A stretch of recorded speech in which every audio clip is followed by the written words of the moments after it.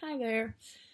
I unfortunately have to do it this way today. My mom is the only one home currently, and she works at the Ottawa County Health Department, and so she's on the front line of all of this. So I would rather not be super close with her. We try to keep our distances when we're at home and disinfect often. But anyway, so I have the huff cough first. So a huff cough is essentially just a gentle cough. Um, there's such thing as a low huff cough and a high huff cough. So a low level huff cough is just a simple inhale through the nose, get to your max inhalation, and then hold for 3 seconds. And then it's a exhale through the mouth, but you want to make sure that your mouth is in a exaggerated O shaped, kind of like this, trying to exhale the air. And then you want to do it a little bit more forcefully than just a regular exhale, but not anything near like a cough or anything. So then what they recommend is doing 3 of the low level huff coughs and then 3 of the high level. So the high level is the same thing. So you inhale through the nose, and then once you get to your max inhalation, you want to sniff one more time through the nose. So then that pretty much tops you off with air. And then, so hold for 3 seconds at the top there. Through all of this, you want to make sure you have good posture and all of that to make sure your airways are open and clear. But then after you hold for 3 seconds, use the same mouth shape, so like the exaggerated O, or they say you can put your tongue on the roof of your mouth to help you keep an open airway when you're exhaling. So for the high level, it's just a short, quick, strong exhale. So I will give you an example. I'm going to just do one of each for time's sake. So, low level.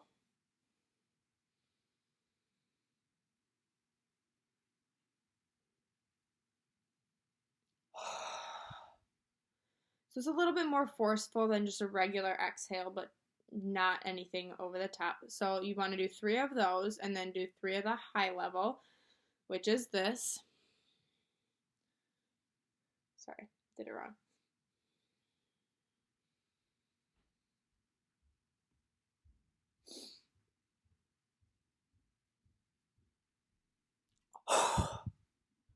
So it's a short, fast exhale. So you want to do 3 of those also. So I didn't do it as hard just because I have allergies right now, so I am coughing a little bit, so I didn't want to trigger that. But then normally it does make you cough regularly, and it helps you get that mucus and those secretions out. So next I have is paced breathing. So paced breathing is essentially just breathing in accordance to whatever activity you're doing. So it's for like low endurance, it's for difficulty breathing, for fatigue, for irregular breath, like breathing pattern, tachypnea, or anything like that type of issue.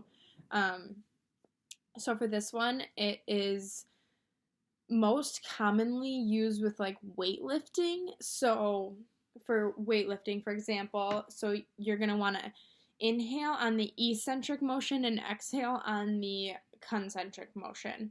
So I have a weight here, so for like bicep curls, so you're gonna, sorry, so you can see. So this would be the concentric motion, this would be eccentric. So when you're going up, you're gonna exhale. When you go down, you're gonna inhale. So kind of show you how to do it.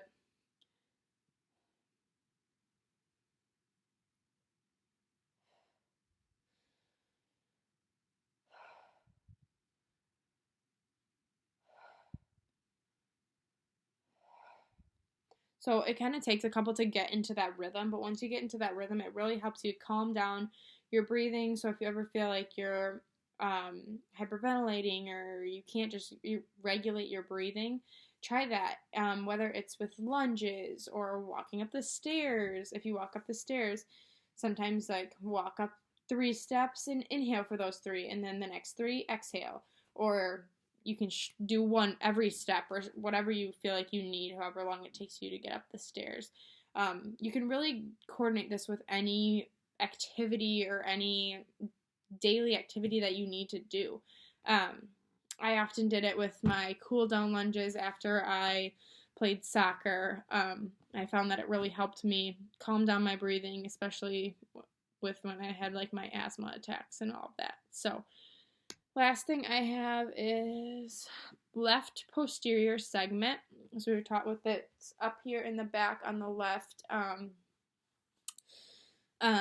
So for this, I kind of have it set up behind me, not the best setup. It's the best I could do for the time being. So for the positioning for this, so you want them kind of, the patient kind of on their side. So I'm going to show you, use blankets, but at a hill, at an incline over here, the book says 18 inches, which is probably good. This is probably a little less, so I'd probably want to go a little bit more. And then often you have a pillow to help support them. So since it's on the left side, you want to kind of be laying on the right side, kind of on your stomach a little bit, but laying on your right side with your left a little higher than your right. So that's what the pillow is helpful for. So you kind of put your arm here, and just up on the incline as much as possible. Kind of like that. So then after your patient's in that position, there are two like mechanical ways of getting the secretions out of the lung. So the whole goal of these mechanical ways are to get the secretion from wherever it is in the lung into the main bronchus of the lung. So for this situation, it's up above the main bronchus, so you need to go down, which is why you're at an incline. And you kind of want gravity to help you get that secretion where it needs to go, which is the main bronchus. So for this situation, you want to work up high to kind of down to the mid-back to get into that main bronchus. So first way is cupping or percussion, whatever it's called, a couple different things. So for this one, you cup your hands, and you're kind of going to make a cupping noise, essentially, on your patient's back. So kind of like this. So you can kind of work down. So if this is my upper back, I'd work down towards like the main bronchus area of the lung. So that's one way. The other way is vibrations. So for this one, kind of cross my hands like this. So same spot, if this is upper back or upper lung to main bronchus, kind of work down. So start here and essentially just vibrate your hands as fast as you can. So kind of like that, as fast as you can. And you can do this obviously multiple times if you feel like it works. If it doesn't, change it up. There's also like vests that patients can buy to help. It's like the vest essentially just vibrates and helps gets those secretions moving.